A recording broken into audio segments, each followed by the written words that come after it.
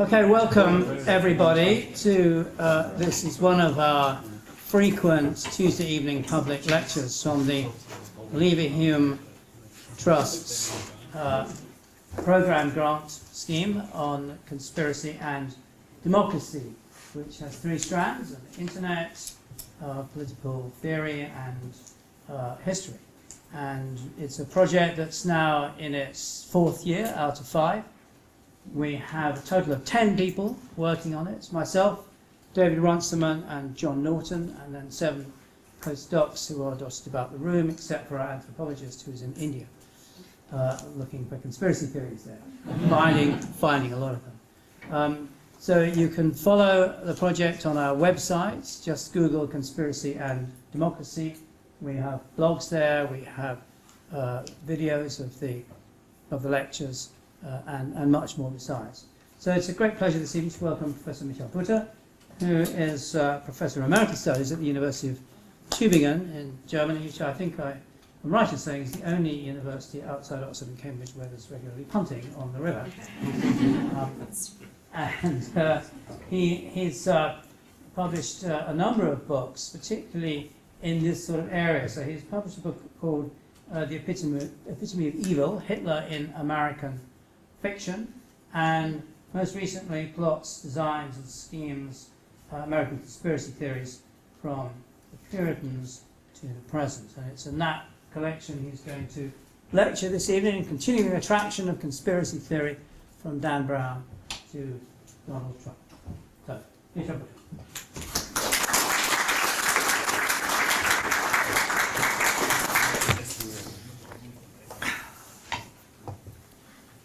Thank you for that kind introduction and also for the invitation to spend a week here. It's always nice to be somewhere where people not only believe in conspiracy theories, but actually take them seriously academically. It's also especially nice to be back here after 16 years because during the academic year 1999-2000, I was an undergraduate at the University of East Anglia in Norwich, so I came down here a couple of times, and I was really reminded of that yesterday when I arrived and looked into my bathroom, because I hadn't had another bathroom since Norwich where you can actually sit on the toilet and take a shower at the same time. This seems to be something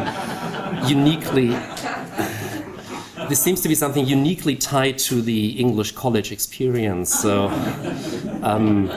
I'm glad for that.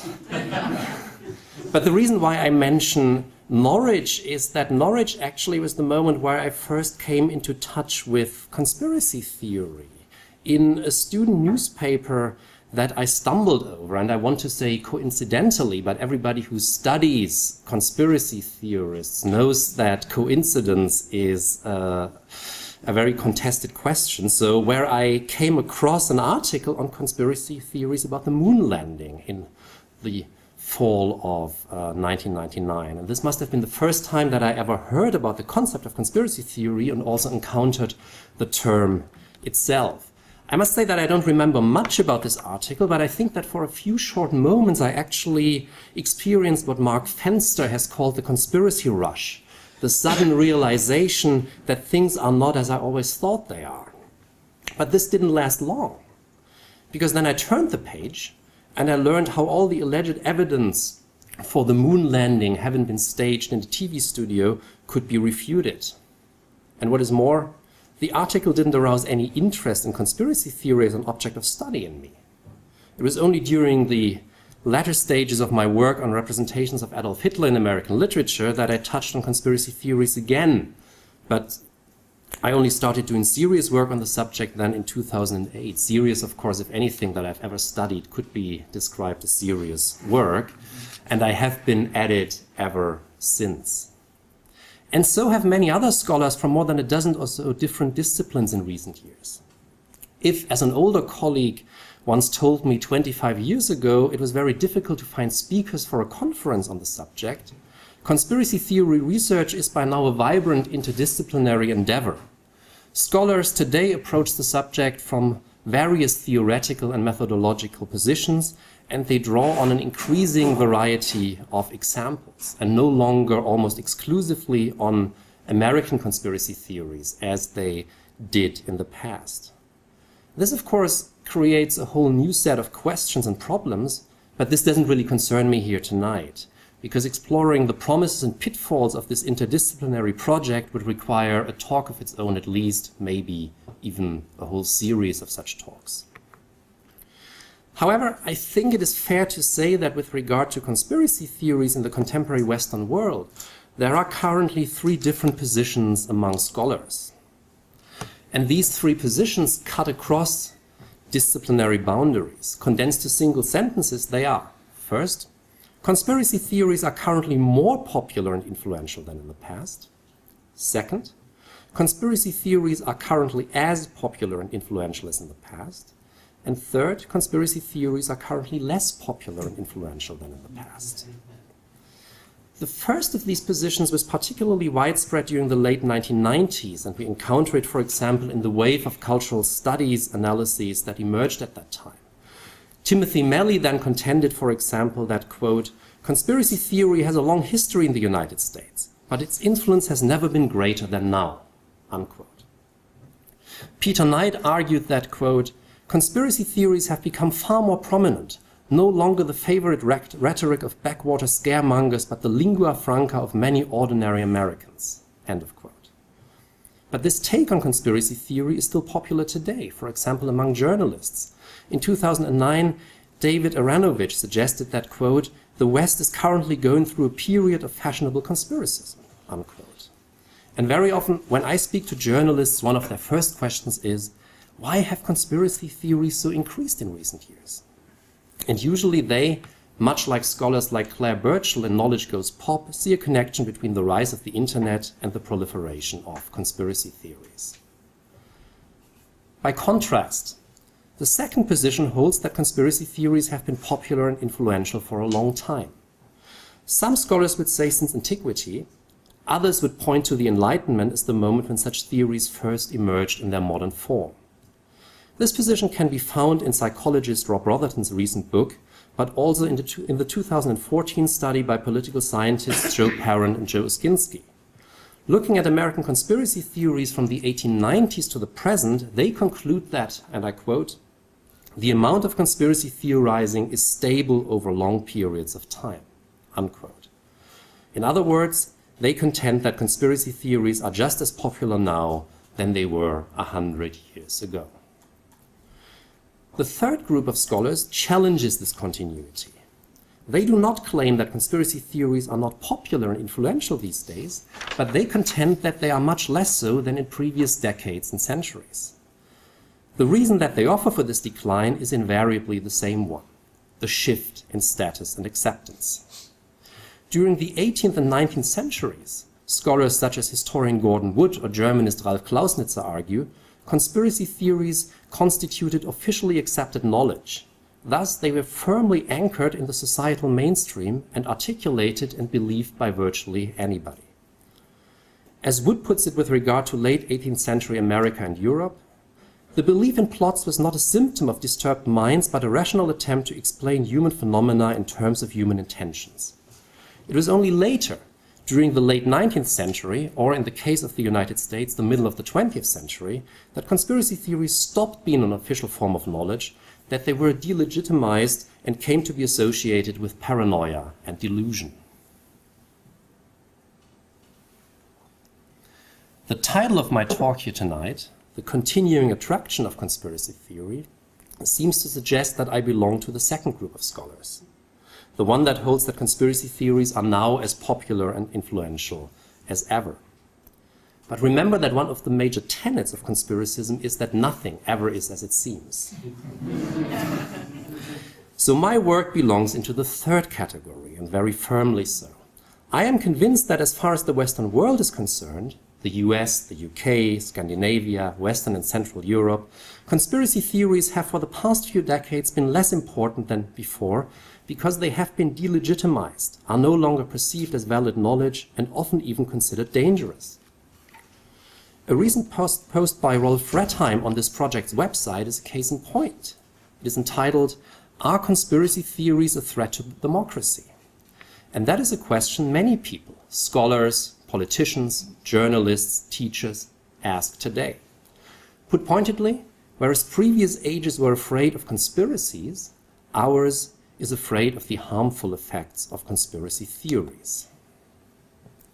To my mind, this concern explains why there is so much talk about conspiracy theories today, which in turn explains why one can sometimes get the impression that conspiracy theories are everywhere. However, as Andrew Mackenzie McHarg once remarked, we should not confuse the object with talk about the object. That there is a massive discourse on conspiracy theories does not necessarily mean that such conspiracy theories are in fact widespread and influential. They are simply talked about. The scholarly perspective that sees conspiracy theories as actually decreasing over the second half of the 20th century because of the change from legitimate to illegitimate knowledge is gaining more and more support among scholars. In fact, as both Rolf Redheim and Andrew Mackenzie McHarg and Asbjørn Derendal have pointed out in their papers for a big conference on conspiracy theories that took place in Miami last March, even the data which Uskinsky and Parent based their claim for the continued popularity of conspiracy theory in American culture on, that is, letters to the editors of national newspapers, suggests as much. As Uskinsky and Parent remark in an aside whose implications they never really consider, from 1964 on, conspiracy theories average 0.5% of the letters per year, while before 1964, conspiracy theories are more than double. The data suggest one telling fact: we do not live in an age of conspiracy theories and have not for some time. However, then they go on and argue differently. It is quite telling that 1964 is the watershed moment they identify, because this is, of course, the year in which Richard Hofstadter published his seminal essay on the paranoid style in American politics, a text that has traditionally been seen as an indicator of the mainstreaming and increasing popularity of conspiracy theory, but that, as my Tübingen colleague Katharina Thalmann argues, should rather be seen as evidence of the beginning marginalization and delegitimization of conspiracy theory in American culture. We do not yet fully understand why this delegitimization happened, but by now we can be fairly certain that it happened. And the work done by Katharina and others should soon provide first answers to the question of why. But why then did I put the continuing attraction of conspiracy theory in my title? Because I agree with Jack Bratich that conspiracy theorizing may have been delegitimized, but that it has never lost its commonsensical appeal. It remains a popular cultural practice. It is not just as popular and especially not as accepted as before. Conspiracy theories appeal to people because they provide explanations of complex historical processes that do without systemic effects, chaos, or coincidence. Instead, as Tim Melly more than anybody else has stressed, they retain a traditional model of the human subject that empowers human beings because it holds that humans can actually know their intentions and possess agency enough to shape larger historical processes. Moreover, conspiracy theories allow us to identify those that are to blame for the bad things that are happening. And they contain a, however slight, utopian dimension because, at least in theory, they imagine that the conspiracy they have detected can be defeated and thus envision a radically different and better world that could come about. Accordingly, I agree with Rob Rotherton's claim that we are all conspiracy theorists, but I would like to qualify it in two ways. First, I am not sure that this is an anthropological given, as he claims. Rather, conspiracy theorizing seems to me to be tied to a notion of the human subject that emerged somewhere between the early modern period and the Enlightenment and was then exported from Europe to the rest of the world. Second, he is surely right that some of us simply hide it better than others, which explains why anonymous polls seem to always generate a higher number of conspiracy theorists than face-to-face conversations. But it might also have to do with the fact that many of us have come to see the premises of conspiracy theorizing as problematic. We might be drawn to it, but we know that we should no longer give in. This then are the larger premises on which my talk tonight is built.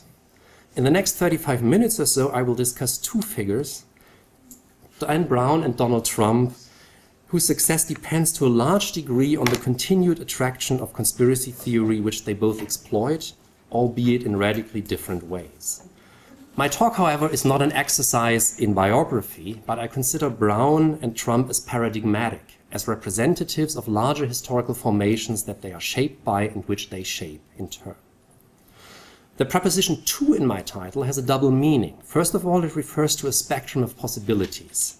In the contemporary United States, I think, you can either assume Dan Brown's stance on conspiracy theory or Donald Trump's, with other options in between these two poles and surely also outside of them also available. But the preposition is also supposed to capture a temporal notion, a shift that appears to be occurring just now. The way Dan Brown engages with conspiracy theory may be becoming less popular, and the way embodied by Donald Trump more popular. So here's what I'm going to argue tonight. In Dan Brown's novels, we encounter conspiracy theory as entertainment. It has been delegitimized, but it is nevertheless appealing, especially within the realm of fiction. But what is more, Brown's novels reflect on the status of conspiracy theory and conspiracies in American culture over the past decades. They are characterized by a playful, self-reflexive engagement with conspiracy theory and its credibility in the past and in the present.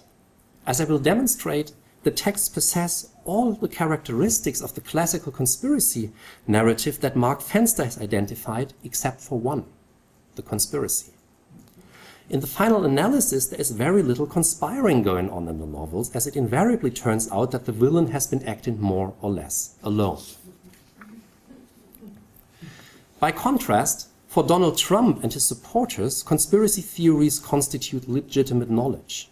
Trump himself may not believe all the theories that he articulates, but there are indicators that there are some that he is genuinely convinced of, and he uses all of them strategically because they appeal to his voters. This, I will suggest, is best understood by drawing on another aspect of Mark Fenster's work, namely the connection between conspiracy theory and populism that he observes. However, the amazing success of Donald Trump also requires us to ask whether conspiracy theories are becoming a more legitimate form of knowledge once again. This is how one could explain what's currently happening, but I will propose a different conceptualization. What we are witnessing at the moment, I would like to suggest, is a disintegration of what has traditionally been called the public sphere. Instead of one such sphere, there increasingly is now a variety of publics and counter-publics dominated by different discursive formations in the Foucauldian sense. Thus, what's true in one discourse in one public is no longer necessarily true in another discourse in another public. Conspiracy theories, I think, now constitute legitimate knowledge in some publics and their discourses, while they remain illegitimate in others, including the one that we continue to refer to as the mainstream. This development, I will suggest, is not restricted to the United States, but observable in other countries as well. For example, Germany, where the rise of movements such as Pegida or political parties such as the AfD is also tied to both the fragmentation of the public sphere and the persistence of conspiracy theory. But before we come to these rather bleak observations, which we can then, as I understand from the program, drown in alcohol after the talk, let's begin more lightheartedly with Dan Brown and conspiracy theory as entertainment. And I should apologize that I will be going slightly over my allocated 40 minutes, but I only learned about that 2 days ago when the talk was already finished. So we could make this an exercise in postmodernism with me only reading out every second word, but I think this wouldn't make, and you then fill in the gaps, but I don't think that this would actually make much sense. I'll just talk faster. Dan Brown's novels about Harvard symbologist, whatever that is, and art historian Robert Langdon, Angels and Demons, The Da Vinci Code, The Lost Symbol, and Inferno, all published between 2001 and 2013, are usually advertised, read, and discussed as conspiracy thrillers. The same goes for the Hollywood films starring Tom Hanks, on which the first two books are based, and will no doubt also be true for the movie version of Inferno, which is scheduled to be released this fall. Scholars, too, frequently refer to Brown's novels as conspiracy narratives. Ralf Klausnitzer closes his magisterial study of German conspiracy theories during the classic and romantic periods with a few remarks on Brown, and Mark Fenster opens the revised version of his seminal study Conspiracy Theory, Secrecy and Power in American Culture with a short reading of the Da Vinci Code. And there are good reasons for this, because the Da Vinci Code and the other Langdon novels are almost perfect examples of what Fenster calls the classical conspiracy narrative. To begin with, All 4 novels focus on the cognitive labor of their protagonist, Robert Langdon. He must become physically active occasionally, mostly to run away and hide, but sometimes also to fight. But most of the time he is busy looking for clues, interpreting signs, and solving riddles. In short, his job is to develop a theory to explain what is happening. And this theory will invariably, from a certain point onward, involve a conspiracy. Second, just as Fenster postulates, all of Brown's novels stage Langdon's restoration of agency. He always begins in or quickly gets into a weak position, is wounded, captured, several times suspected of committing horrible crimes, and not believed by the authorities when he tells them what is going on. But in the end, he invariably convinces the authorities, defeats the villain, and emerges as a hero from the events. He may not always save the world, as this is not always necessary, but he invariably rescues the damsel in distress. Thus, as Fenster observes with regard to Oliver Stone's film JFK, the restoration of his agency is also always tied to a restoration of his masculinity. Third, with the exception of The Lost Symbol, which takes place only in Washington, D.C., all of Brown's novels are characterized by what Fenster calls speed and velocity. By speed he means that the narrative is fast-paced, that, quote, a multiplicity of events is depicted in brief scenes encompassing a few pages, unquote. By velocity he refers to, quote, the geographic, geopolitical, and cognitive aspects of the conspiracy narrative's movement, which is both global and increasingly rapid as the narrative progresses, end of quote. In Brown's novel, an amazing number of events, twists, and turns are packed into stories that always last about 24 hours and comprise more than 100 short chapters on roughly 400 to 600 pages. And in Angels and Demons, the action moves within that time span from Boston to Switzerland and then to Italy, in the Da Vinci Code from Paris to London to Scotland and back to Paris, and in Inferno from Florence to Venice and then to Istanbul.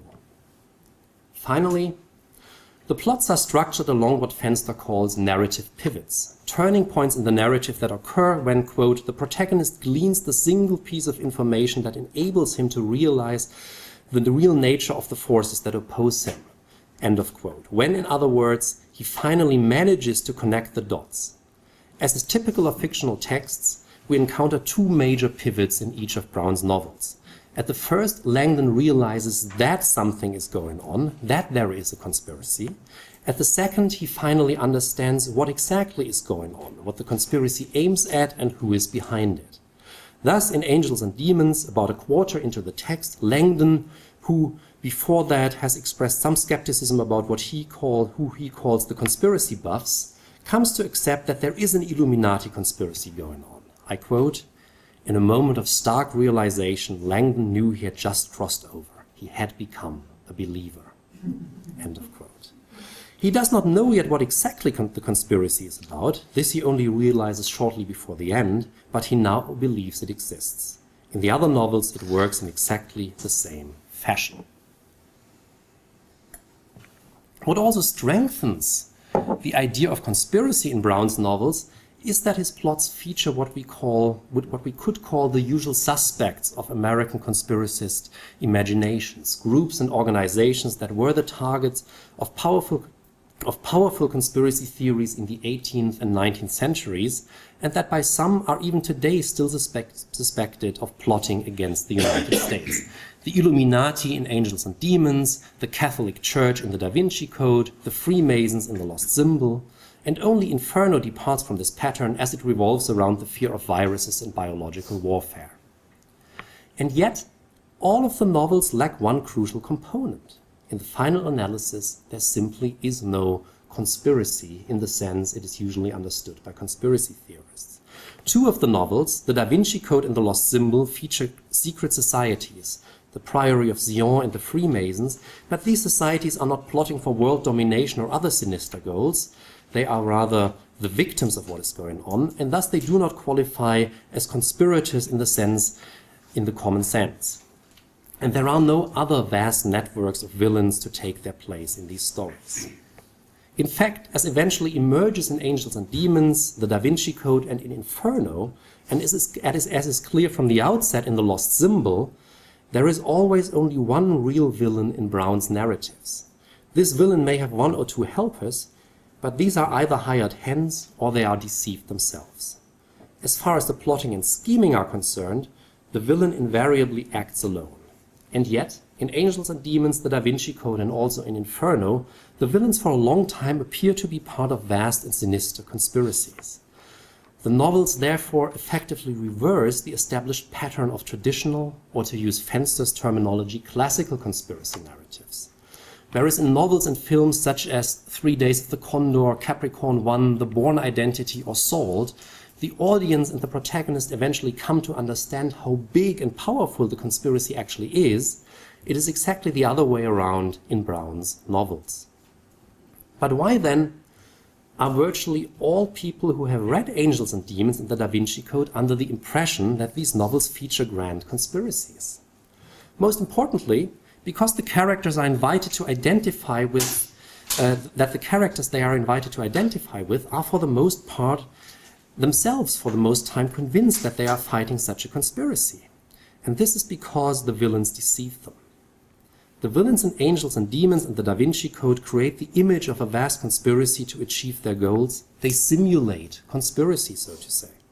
And these simulations affect not only Robert Langdon and his allies, but the reader as well, because the novels, as is characteristic of contemporary popular thrillers, are almost completely focalized through the characters. The narration thus need not, and in fact cannot, assume a vantage point from which it could or had to be made clear right away that the villains are only putting on a show.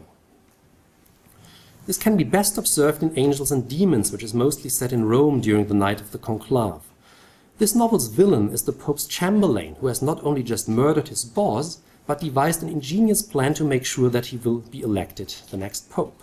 He creates the impression that the Vatican is under attack by the mythical Brotherhood of the Illuminati, which the novel, mostly through Robert Langdon, presents as the incarnation of rationality and science, and thus as the sworn enemy of the Catholic Church.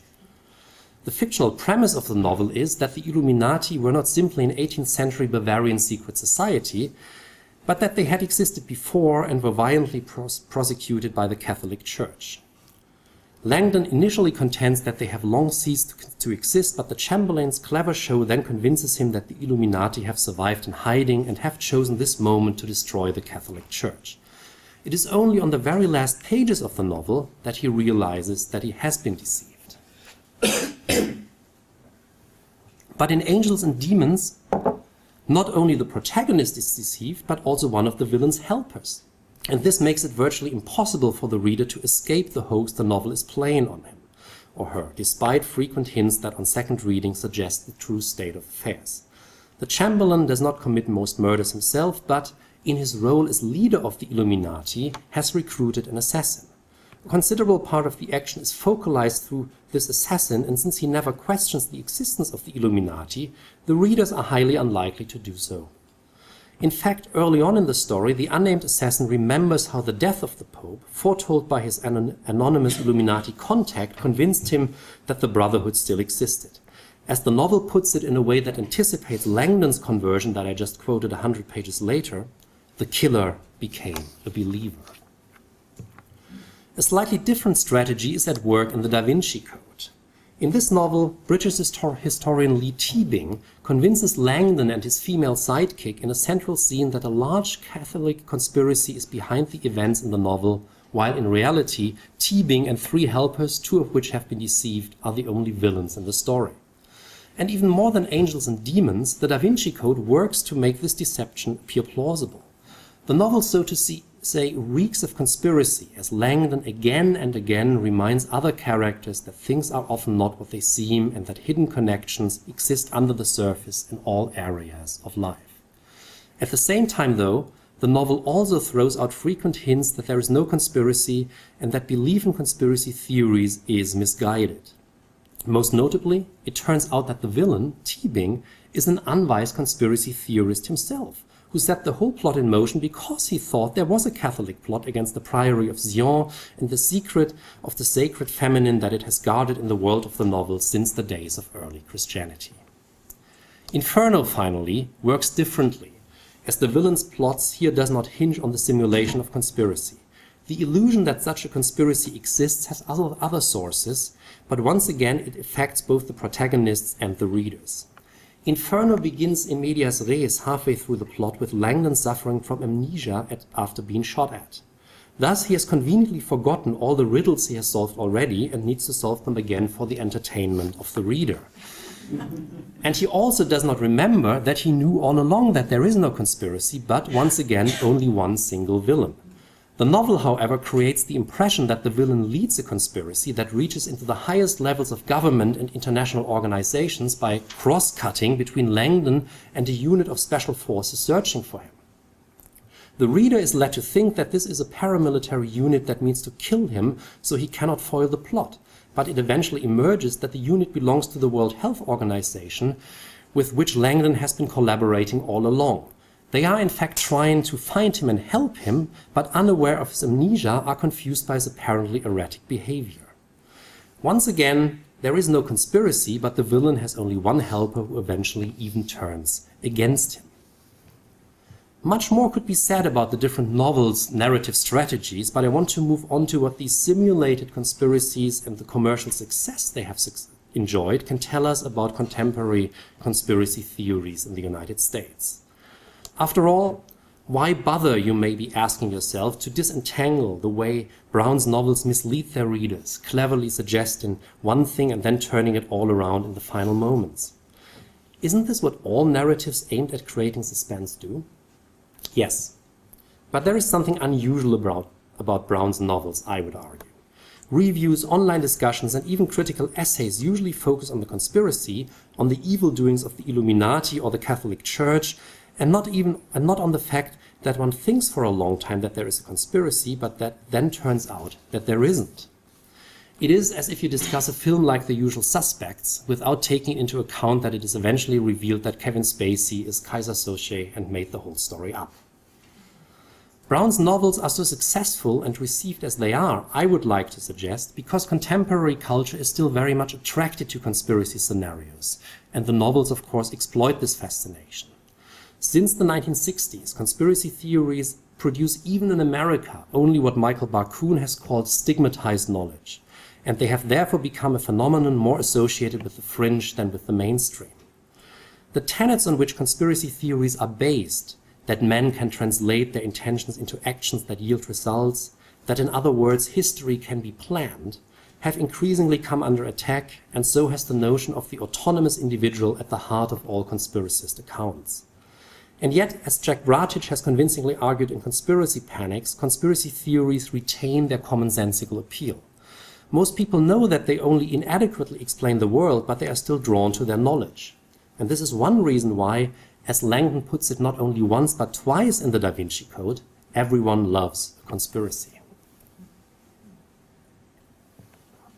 And this is also why conspiracy scenarios in fictional texts have been booming in the United States ever since the knowledge of conspiracy theory was delegitimized in other discourses.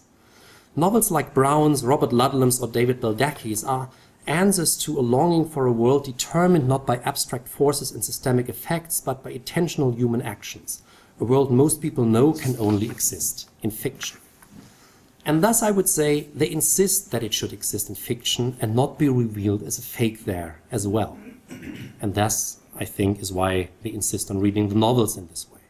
After all, the advantage of fictional conspiracy narratives over allegedly factual ones that has always been that in the realm of fiction at least, the conspiracy can exist beyond any doubt, whereas with regard to the real world, it can always only ever be postulated. Dan Brown's novels then quite literally cash in on the continuing attraction of conspiracy theory. However, they do not only exploit but also expose contemporary culture's continued fascination with conspiracy scenarios by evoking and then eventually dismissing them. Thus, the novels can be regarded, I would argue, as powerful articulations of American culture's ambivalent attitude towards conspiracism. They self-consciously comment on the status of conspiracy theorizing as a cultural practice that remains attractive, but that has been delegitimized over the second half of the 20th century, and that is, outside of fiction, not taken seriously anymore by most people.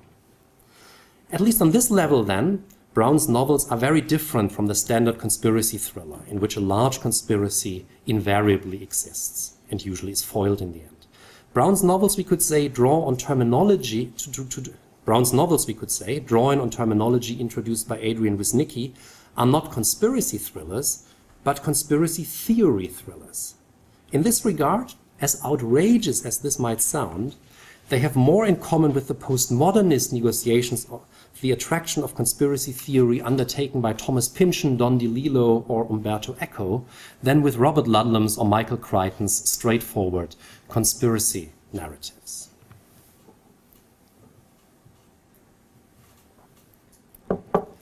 In Dan Brown, then, conspiracy theory is highly entertaining, but it is ultimately not to be taken seriously because the novels hold that conspiracy theories are wrong. With Donald Trump, the matter is quite different. He has made accusations of conspiracy repeatedly in a serious fashion over the past years. In fact, a recent article on the Washington Post's website made the convincing claim that Trump, of course, who had been a public figure for a long time, entered politics proper by way of conspiracy theory. As the article puts it, Trump's political career began in earnest in 2011 when he became the unofficial spokesman for the movement to discredit President Obama's US birth. During the Republican primaries, Trump suggested, among other things, that vaccines caused autism, Supreme Court Justice Anthony Scalia may have been murdered, and shortly before the Indiana primary, he picked up on the rumor that Ted Cruz's father had been seen with Lee Harvey Oswald shortly before Oswald shot Kennedy, thus implying that Cruz Sr. may have been part of a conspiracy to assassinate the president. After winning Indiana and Cruz withdrawing from the race, Trump openly admitted that he did not believe this rumor himself, but that he had only used it strategically. This is both typical of him, because Trump appears to always deploy accusations of conspiracy strategically, but also somewhat untypical, because at least with regard to the birther conspiracy theory, which holds that Barack Obama was not born in the United States and thus didn't have the right to run for president, everything seems to suggest that Trump is a genuine believer. Trump's success over the past month has taken virtually all commentators by surprise. Countless observers have predicted again and again that his racial and misogynistic slurs, his blatant flip-flopping, and his lack of a coherent program would eventually derail his campaign. As we all know, this didn't happen, and we can't really be sure if it will happen in the future. And his frequent articulation of conspiracy theories did not hurt him either. In fact, his conspiracism appears to be a factor that makes him attractive to a considerable number of people and does not alienate others. As a recent poll reported on in the Washington Post article I quoted earlier found, a high number, but by no means all of his supporters believe in one or more conspiracy theories. 40% believe that, quote, President Obama is hiding important information about his background and early life, unquote. 52% believe that, quote, childhood vaccines cause autism, unquote, and so on. The numbers are thus higher, and sometimes considerably so, than among Ted Cruz's or John Kasich's supporters. But the really interesting thing here is that Trump has, unlike Cruz or Kasich, or any Democratic contender, openly embraced some of these theories, and that this has not hurt him yet. The situation is thus markedly different now than it was a few years ago. When I wrote the conclusion for my book on conspiracy theories, Plots, Designs, and Schemes in January 2012, I looked, among other things, at how Republican politicians reacted when their potential voters articulated their support for the birther conspiracy theory. The pattern that emerged back then was that many of them were quite happy to confirm these suspicions, but they did not want to go on the record doing so and quickly retracted if it happened nevertheless. In 2009, for example, Congresswoman Jean Smith from Ohio told a woman who complained about Obama's ineligibility, "I agree, but the courts don't." But when the media reported on this, her office quickly issued a statement according to which her comment had been, quote, taken out of context, unquote. In similar fashion, Sarah Palin, which some of you might remember, said the same year that, quote, the public is rightfully still making it an issue, and added that the McCain-Palin campaign didn't do a good enough job in that area, unquote. When her comment provoked criticism, she wrote on her Facebook page that she had merely meant to say that voters had the right to ask any question. With Donald Trump's accusations of conspiracy, nothing similar has happened. No matter how much criticism his conspiracist remarks provoke, he does not retract, and so far it has not hurt him at all. Something therefore appears to have changed, and this something I would like to suggest is on the one hand the emergence of a populist movement which Trump heads and in which conspiracy theories thrive, and on the other the fragmentation of the public sphere which has created social spaces in which conspiracy theories are seen as legitimate knowledge again, or at least not perceived as a problem. That Trump is spearheading a populist movement driven by distrust of elites and the political system more generally is a standard observation these days. What has not been observed so far is how conceiving of the Trump campaign as a populist movement accounts for its predilection for conspiracy theories. To understand this connection, we need to turn to Mark Fenster again. Fenster argues that conspiracy theory is, quote, a non-necessary element of populist ideology, unquote, because all contemporary conspiracy theories are populist, but not all populist movements rely on conspiracy theories. The populist dimension of conspiracy theory had of course already been recognized by Richard Hofstadter during the 1960s. Yet whereas Hofstadter rejected populism as a, quote, frequently dangerous cry and rage from the margins, unquote, that endangered the proper workings of democracy, Fenster operates with a different notion of populism, one that is indebted to the neo-Marxist works of Ernesto Laclau. As Laclau puts it in a passage that Fenster quotes, and I quote too, populism simplifies the political space, replacing a complex set of differences and determinations by a stark dichotomy whose two poles are necessarily imprecise, unquote. In this dichotomy, as Fenster explains, the people are placed on one pole and its other, the power block, on the other. By way of what Laclau calls the logic of equivalence, everything associated with the people is, quote, made equivalent and necessary and part of that which is good, while every element linked to the other is equivalent and wicked, unquote. Thus, as Fenster concludes, disparate elements eventually appear to form a natural unity. According to Fenster, this populist logic, quote, is an inevitable and necessary part of democratic political order, a challenge produced by the democratic promise of popular sovereignty and self-rule, unquote. And he continues, democratic politics relies on a gap between the public and its elected representatives that is mediated by established political institutions. Populism emerges when this gap constitutes a problem or even a crisis, and when a movement can plausibly offer some more direct or authentic means of representation in the name of the people. A populist challenge to an established order, then, has neither a necessary content nor a necessary relationship to that order. It could be reformist or revolutionary, it could embrace a seemingly more participatory form of democracy, or it could reject democratic processes entirely. Unquote. As a specific form of populist discourse, conspiracy theories then frequently question existing power relations, and since they point to a perceived crisis of political representation, they should not be dismissed out of hand. As Fenster puts it, overarching conspiracy theories may be wrong or overly simplistic, but they may sometimes be onto something. Specifically, they may well address real structural inequities, albeit ideologically, and they may well constitute a response, albeit in a simplistic and decidedly unpragmatic form, to an unjust political order, a barren or dysfunctional civil society, and/or an exploitative economic system. In other words, conspiracy theories often emerge when the gap between the people and those in power seems to have become too wide, and they articulate this crisis as a vision of subversion. This, I would argue, perfectly explains the success of Donald Trump, who has managed so far to fashion himself as a man of the people, a champion of the disenfranchised or allegedly disenfranchised, that is, exactly those for whom conspiracy theories in recent decades have become a means to articulate and explain their own situation. And this also helps explain why his conspiracy theorizing has not hurt him yet. Obviously, not all of his supporters believe in one or more conspiracy theories, but the thrust of the conspiracy theories that circulate among his supporters is perfectly in line with the general thrust of what the Trump campaign is about.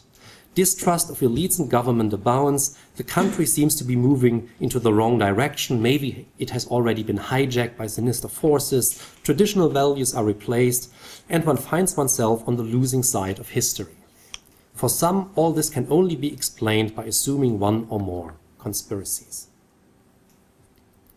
Since populism and conspiracy theorizing are so closely related and easily reconciled, populist movements everywhere usually comprise those who believe in conspiracy theories and those who don't.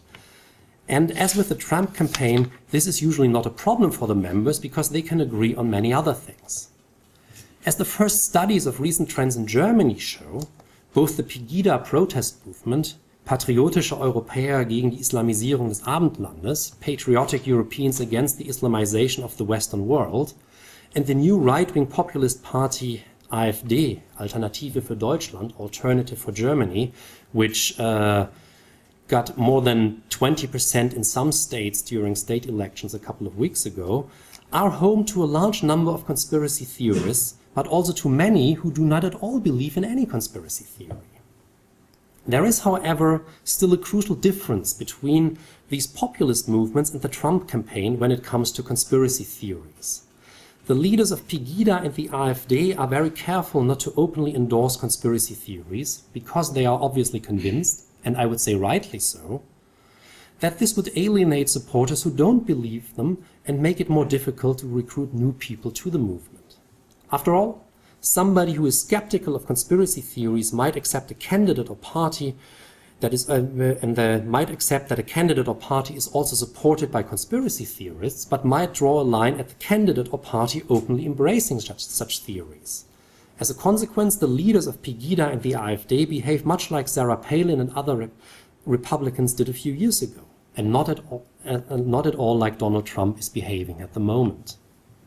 Trump can embrace conspiracy theories openly without negative consequences so far, and they can't, not because, I would like to suggest, conspiracy theories are generally more accepted in the United States than in Germany, but because the fragmentation of the public sphere has much further progressed there than in Germany.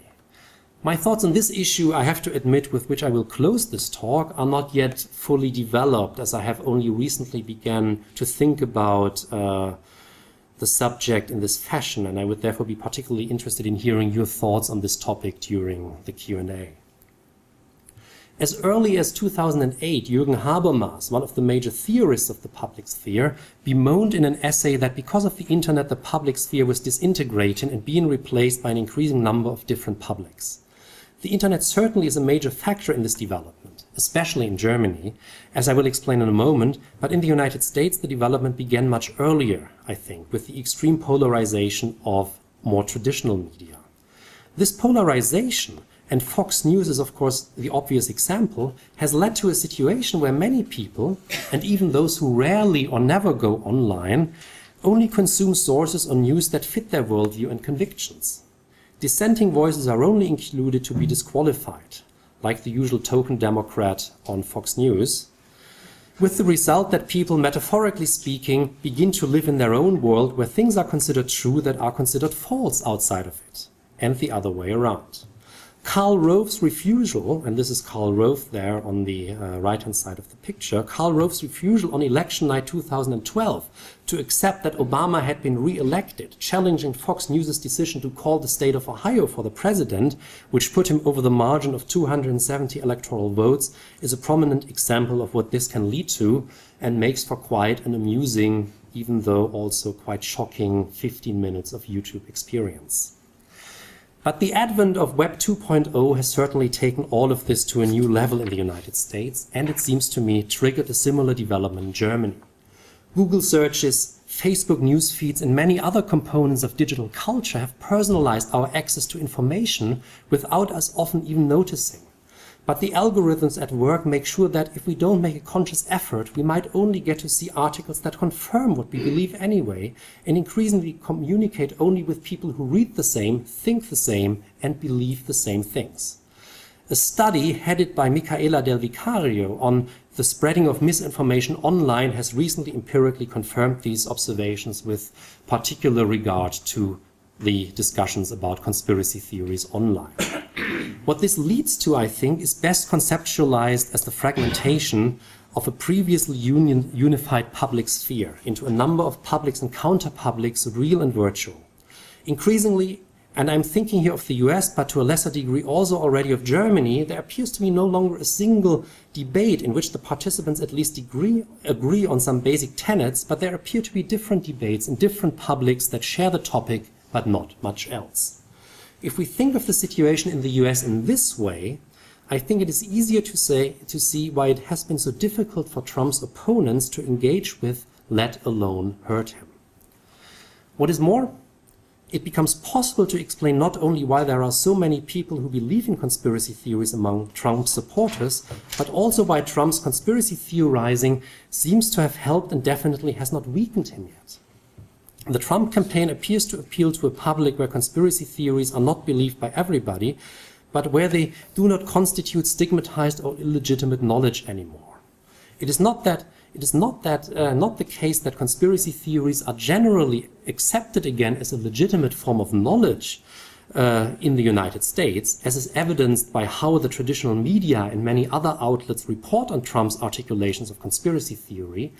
But there appears to be now a segment of the population, and to me it does not seem right to theorize this segment as the fringe, for which conspiracy theories are at least acceptable. In Germany, this is still different. Discussions among Pegida and AfD supporters online are full of conspiracy theories. But as I said earlier, the leaders of these movements are still careful not to articulate these theories themselves. But since America's present has, as cliché-ridden as this might sound, often been Europe's future, we might just have to wait a little longer. Thank you.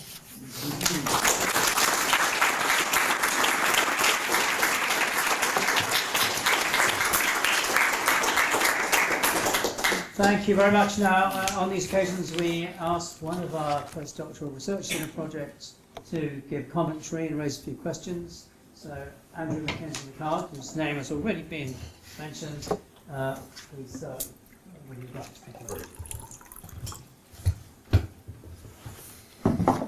Good. Then, thank you very much. Thank you very much, Michael. I can really recommend Michael's book, Plots, Schemes and Designs. The only caveat which I have to attach to that is simply that I checked on Amazon the other day, it's £72. So you have to be willing to fork out a little bit of money to enjoy Michael's book, or you can of course just go to the library. It is in our library, but it is a great book, and I think one of the qualities, one of the virtues that it has is that it shows a willingness to take a second look at a lot of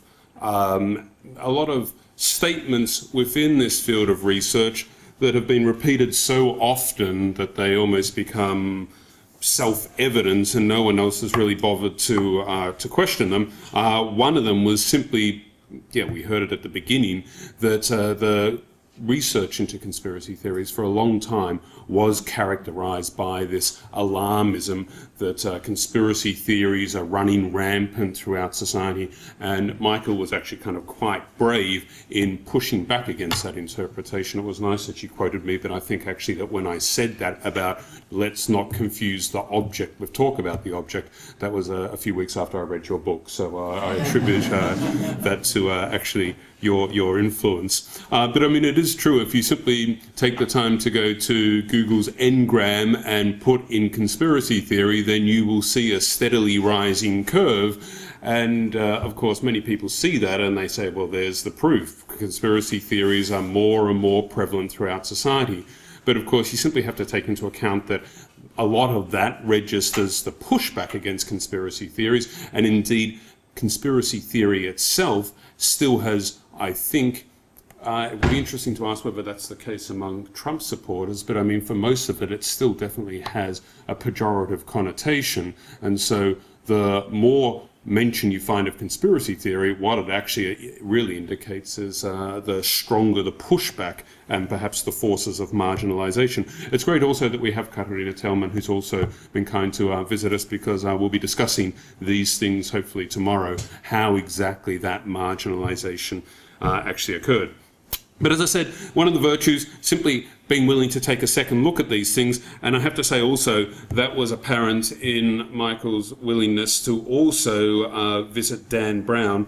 I think George Orwell spoke in one of his essays about good, bad books, and he talked there simply that, I mean, obviously some books are not great works of art, but solid pieces of craftsmanship, solid productions. I think his example there was Sherlock Holmes, and I remember reading Dan Brown's The Da Vinci Code and then thinking, okay, so this is a bad book.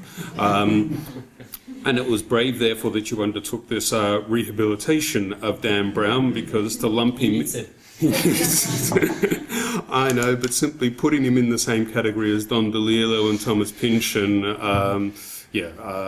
that crossed the line with me almost, certainly when it comes to the aesthetic qualities of those pieces of fiction. But it is interesting. I mean, it's simply something which I simply hadn't registered. I plead guilty. I was part of the general consensus that basically Dan Brown exemplifies conspiracy, obviously, as fiction and as entertainment, but I don't know if I really want to actually go back and actually read the books again, but the fact that it is actually fiction, conspiracy is a fiction within the fiction, that is something which, I have to admit, I had not registered. It would be interesting just simply to know, is that true of the X-Files also? How much of, I mean, I think you mentioned a few other things, but I mean, of course, I think Dan Brown, that really starts in the 2000, the kind of the conspiracy entertainment of the 1990s, the X-Files, which I kind of missed out on, so I kind of, I guess my credibility as someone who researches conspiracy theories can be called into question, because I don't think I ever saw the X-Files.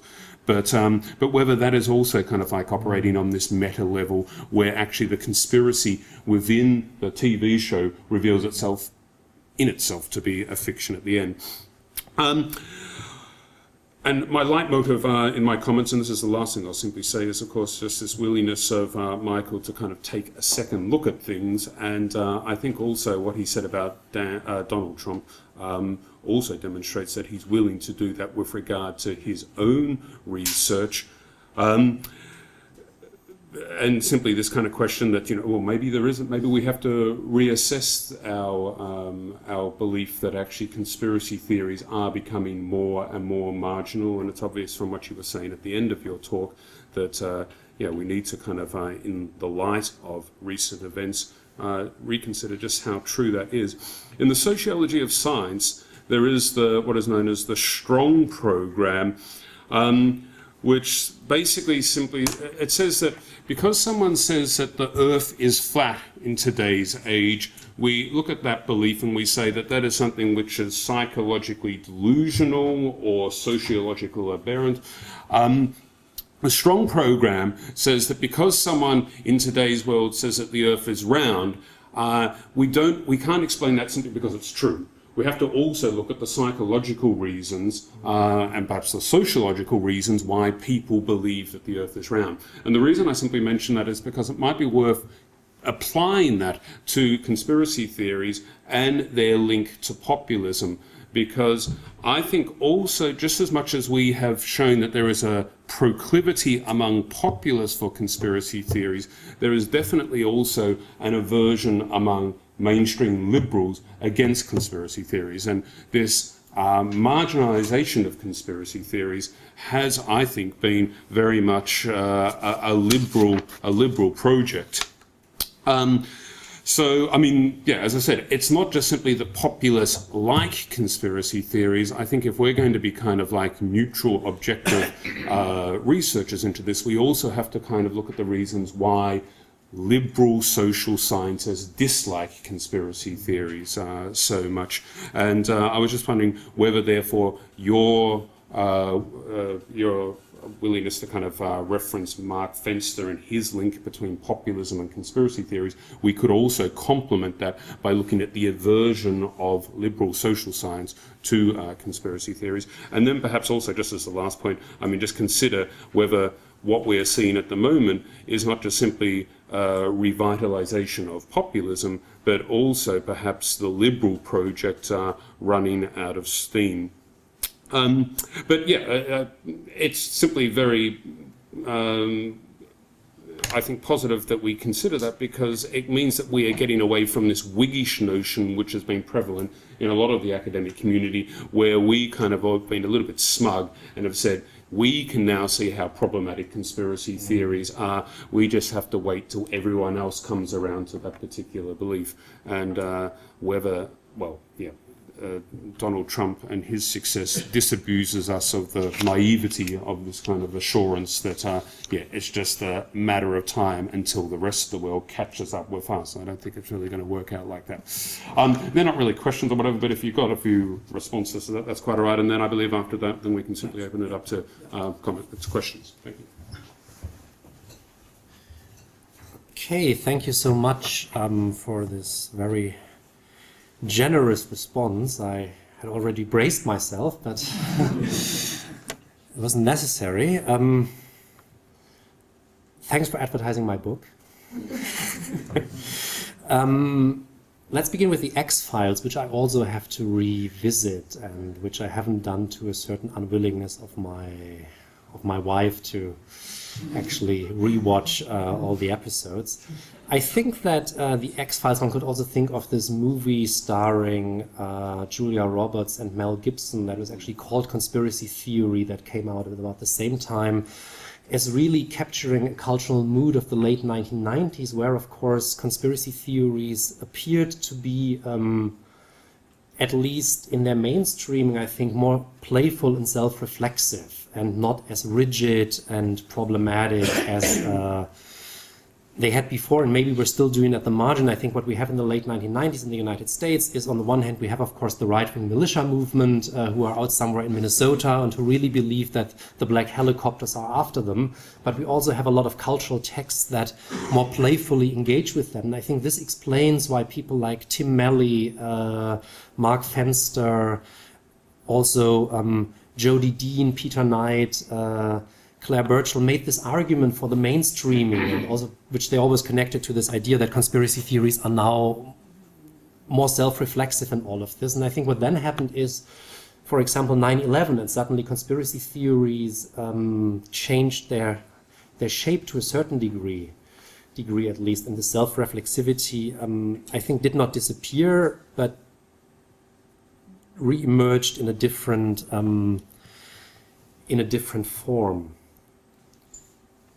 This idea of looking at the aversion to conspiracy theories among liberals, I think that's a great project that someone should definitely undertake, this disqualification of conspiracy theories. And I think that the work that you're doing and that Katharina is doing is basically a first step into that direction, by focusing, of course, on the moment where this shift in status occurs. But I think it would be an equally valuable project to really look at the very present and how this whole discourse on conspiracy theories is functioning at the moment, both in the media, but also, of course, among scientists. Psychologists, I think, would be interesting in that regard, but of course, sociologists just as well. I think I'll simply stop there, because I'm sure that there are questions that I will be glad to respond to. Thanks very much. It occurs to me, actually, that if you're thinking about a culture in which there are many different communities of knowledge that don't really speak to each other, which we think of as a product of the digitization of the media, so instead of having one or two television channels that are all national, there are in fact thousands of people, the number of people watching each one goes down, or you have, in this country, the Daily Mail deals in an entirely different set of knowledge from The Guardian, for example. And a great historical example of this is in Germany from roughly the 1890s up to the early 1930s, because every different political party had its own organizations, its own cultural media, its own newspapers, so that if you looked at the newspapers in say the 1890s and 1920s, you'd find that the Kreuzeitung, the right-wing conservative newspaper, would only report, if it reported murders, it would be the murder of a landlord by a peasant. If you looked at the Leipziger Volkszeitung, which is a left-wing socialist newspaper, it would only report the murder of a peasant by a landlord. So you have two completely different sets of knowledge there. And what happens then between 1929 and 1932 is that one of these milieu, which deals in a powerful conspiracy theory, namely anti-Semitism, the Nazi Party, suddenly becomes the mainstream. And it happens within three years. It moves from 3% of the vote up to 32%, 37% of the vote. And at its core is probably the greatest and most pernicious of all conspiracy theories, the conspiracy theory that the Jews all over the world are conspiring to destroy Germany and the Germans. So one can see parallel. I don't want to do too many parallels between Hitler and Donald Trump. The situation is kind of, there's a lot of that on the internet. There's a kind of situation in which you can see conspiracy theories suddenly becoming much more mainstream. Okay, questions? Hugo. Thank you for a highly stimulating talk, and very entertaining too. And I think actually, if there's a list of things that determine what a conspiracy theory is to tell whether one is not a conspiracy theory, having a sense of humour surely has to be. So I was very relieved to see that was the case. I have two questions. Yeah. And I suppose they're both kind of linked to politics in a certain way. So you put yourself on the side of those who thinks that the conspiracy theories are decreased to a certain degree when you started off by the first three. And I suppose that how that would work will depend on what your definition of conspiracy and conspiracy theories is going to be when you have the two different points up. Because, and I was just wondering, I'd like to hear what your definitions of the two are, because and it seems, as you know, I think our project is on conspiracy democracy, so there's a political element. And it's true that when someone like Wood is talking about conspiracies, he's talking about conspiracies in a certain political context. There is a philosophical context, which is seeing how politics might work through lots of different people conspiring in different ways, and you could see how that would be more prominent for people who had experience of monarchical or aristocratic rule, where that would actually be truly a type of way of ruling, a way of doing politics. Whereas on the other hand, conspiracy theories seem to be more prevalent in democratic settings, and that might be, instead of having a conception of politics, which is lots of different groups conspiring with one another, you get more kind of unitary conceptions of the elite conspiring against the people. And I presume that would play a role in terms of whether there's more conspiracies or less conspiracy theorizing. I was just wondering to hear your definition of the two and some thoughts on that if you had any. The second point is related to what Richard just said, which is that if my memory serves me correctly, I think in a second preface to the transformation of the bourgeois public sphere by Habermas, he accepts the fact that what he's talking about is a certain type of bourgeois public sphere, and that already at the time there are other public spheres. Notably, he talks about the working class kind of public sphere which exists. So again, there's already from the very onset, I think there's a certain type which becomes dominant, but there are different ones. And I'm wondering whether what we're seeing is, rather than the disappearance of a kind of a bourgeois public spheres, which might have been dominant at a certain time, is that there are other public spheres and these are becoming more dominant. Because what struck me in an analysis of Trump is that, yes, we have conspiracy theories on the right and a rejection of elite power, which I completely agree with you. But it's not just Trump, it's also Sanders, right? So you have these areas that have existed before. You can't just associate it with Donald Trump. So I'm wondering whether this is less a question of the breaking down of a public sphere, but more that a certain public sphere, which is a rejection of elites, has become more dominant again, or is kind of taking back its role. So just...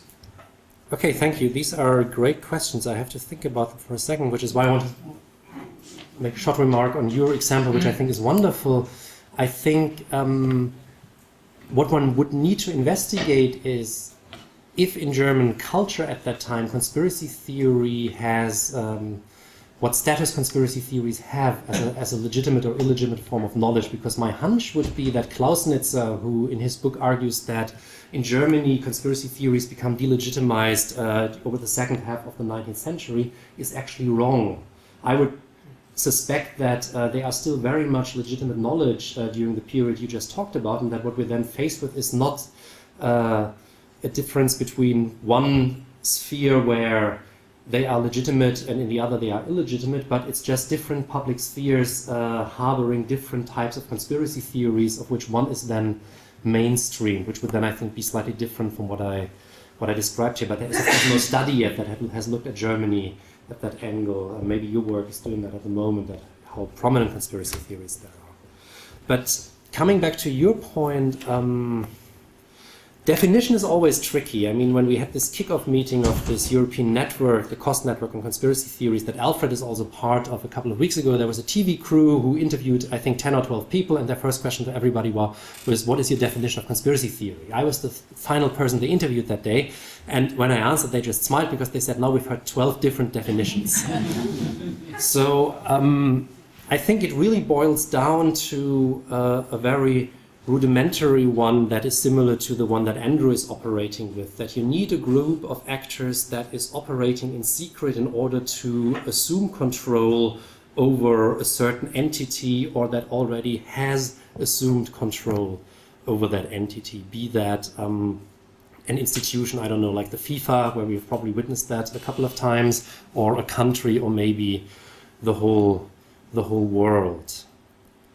Your second question, I think that's a great way of conceptualizing that. And this is really something where I'm grateful for any input, and I think a shift in the dominance of different spheres might be a way, might even be a better way of doing it than what I proposed here, especially since the big question that everybody is harboring at the moment is how big is this sphere that has won Trump the primaries really? Is it maybe bigger than we're all suspecting, so that he might actually have a real shot at the presidency? And a couple of weeks ago, of course, everybody would have said no, but now people are not that sure anymore. Your remark about Sanders is also well taken in that, and I think it can be linked to what Andrew said earlier about the liberal fear of conspiracy theory. In that, of course, I think on the left wing, we find nearly as many conspiracy theories than on the right wing. The thing is that very often they are not considered as problematic or reported on. So I'm from Tübingen, which is a couple of miles from the city of Stuttgart, where there were huge protests a couple of years ago against the renovation of the train station, which went under the headline of Stuttgart 21, Stuttgart 21 for the 21st century. And there were tons of conspiracy theories circulating among the people who protested there, who were all left-wing, well-established, very often academically educated people. And the media just did not consider these conspiracy theories problematic because they were not racist, they were not anti-Semitic, and therefore they were very rarely only reported on, unlike conspiracy theories about Mexicans or whatever that Trump harbors. So thanks for bringing that up. Great point. Okay, yeah. I kind of want to push a bit further down that route and maybe question the link that is positive between populism, which of course is a slightly problematic term, and conspiracy theories. Because it seems to me that a lot of what we might term the establishment discourse about conspiracy theories and populism kind of is itself a form of conspiracy theorizing. You often find theories about basically groups of people manipulating the masses, as it were, in order to achieve some kind of nefarious end. And people say that about Donald Trump, of course, and there are conspiracy theories basically which were repeated in mainstream media outlets in the United States, saying that Donald Trump was a kind of stalking horse for Hillary Clinton. So I wonder whether it's more a kind of social technology that doesn't necessarily be bound to populist movements in the way, the kind of Leclercian way that you define them, and can be used by any, even an establishment movement. You're perfectly right. Thanks for asking that question, because this allows me to clarify that point. I would never argue that conspiracy theories are always tied to populism. It's only that we see a very clear connection between populist movements and conspiracy theorizing. Whereas, of course, conspiracy theories can also be employed by all other kinds of groups and actors. So, for example, all these conspiracy theories about vaccination are very popular in the city of Tübingen, which has a green mayor and is in a state that actually has a green governor and is a very academic milieu, very much like Cambridge in a number of ways. And of course, these people are not at all feeling disenfranchised. They're not feeling marginalized. They're not part of populist movements, but they believe this conspiracy theory. So there is a connection between populism and conspiracy theory, but it's by no means the only link that between a social group and that form of thinking. Okay. Yes. I'm wondering, well, first of all, can I just, as an aside, something you said about Dan Brown reminded me of my favourite quote about Dan Brown was Umberto Eco, who said, Dan Brown I invented him. He's a character in my novel. Yeah, perfect. About the Trump thing, a thought occurs to me is that the delegitimization that you were talking about might be connected to the revival in popularity, in that it has become, the awareness has percolated into popular consciousness that conspiracy theories are not respectable anymore. And so professing a conspiracy theory is a way of sticking it to the man or whatever, or being, and to someone like Trump, to invoke conspiracy theory is a way of signalling to his constituency that he is not one of them. You see what I mean? I don't know if that's part of it. That's a very interesting thought. Thanks for bringing that up. That's a really good idea. I need to think about that, I think, for a little longer. It would, of course, be tied, I think, to the question that Andrew raised earlier, how Trump supporters would feel about the label of conspiracy theorists being applied to them. Because what we have seen in recent years quite frequently, for example, with the 9/11 Truth movement, is that they engage in something that has been called a reverse labeling.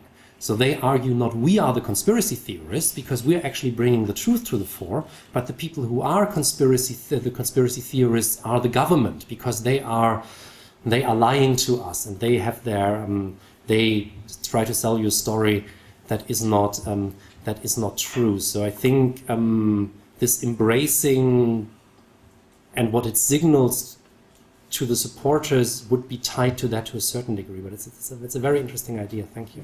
The logic of that rather reminds me of David Irving's statement that he wasn't a Holocaust denier because the Holocaust never happened, so how can you deny it? Okay, yes, yes. This might sound really banal, and if it is, I apologize, but is it perhaps really, really interesting that the kind of counter-public that you talk about vis-a-vis these conspiracy theories and Donald Trump is so self-consciously and explicitly counter-public? So like one thing that struck me when I lived in America was these people always talked about the mainstream media, and that was always the kind of dominant discursive feature of when they referred to this kind of authoritative discourse, news outlets like MSNBC, the New York Times, CNN, basically anybody who wasn't Fox News. And so I was wondering if that wasn't also an interesting element of it, that it wasn't just, these people had a kind of alternative take on things, but they were very much, their take was very much centered around the fact that it was not the dominant take. Exactly. I think this is one of the attractions of the whole thing, and of course one that Trump all the time plays on, that we are against what is the mainstream. I am not a mainstream politician, which I think then would tie in with your comment that by embracing conspiracy theories, he actually signals that the interesting thing then really is that this works so much better now for him than it worked for somebody like Sarah Palin a couple of years ago, where, as I tried to demonstrate, this didn't work. But you're perfectly right. It's always this counter, this opposing that is central to this line of reasoning. And the word that's always used is official. The official version is. Official knowledge is that. And so in fact it's also coordinated and regimented so that everybody says the same thing. And that's why it's not true. Any more? Yeah, last question then. Very quick. You said at the end that if the US present is Europe's future, could you say something, what do you think about Canada, for example? I mean, are these kind of trends that you're talking about in the US, do you see those in Canada? Or perhaps if you could also talk about Britain, what your view is of conspiracy theories. This is something I haven't really looked at that closely recently, but I think everyone who has looked at the UKIP movement and Nigel Farage and also what some of the supporters write about online, my colleague Peter Knight, I think, has looked at it more closely, will find a lot of conspiracy theories. There was a number circulating among scholars a couple of weeks ago from a poll, I'm not quite going to tell you that. Quite a number of people in Britain feel that the EU is planning to take over all lawmaking. So I would see this rise of populist movements that are heavily relying on conspiracy theory rhetoric in in the UK also, and I think we also see it to a certain degree in the Netherlands, even in Scandinavia. Of course, Eastern Europe and Southern Europe might be a different thing, because their conspiracy theories, I would suspect, and most scholars who have begun to study that, have never been that delegitimized to the degree that they were in the UK or in Germany. Okay, I'm tempted to mention Boris Johnson and his, his sort of half, his hint that he actually believes that Obama is not actually American, when he was trying to counter Obama's support for the Remain candidates. But anyway, thank you very much indeed. There's drinks outside. Carry on the conversation. But meanwhile, thank you very much.